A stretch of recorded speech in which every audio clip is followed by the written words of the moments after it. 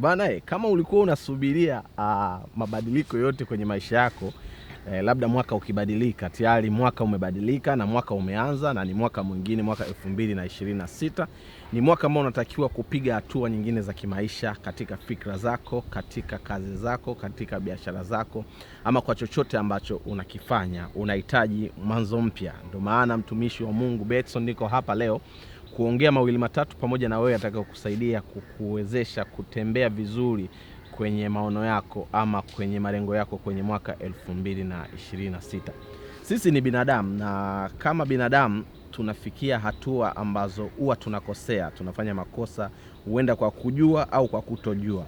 Na mara nyingi sasa hatuna nafasi ya kuongea na Mungu direct kujua kuwa tumesamehewa ama hatujasamehewa, lakini tunakuwa na imani kuwa tukiomba msamaha kwa Mungu, yeye anatusikia na anatusamehe.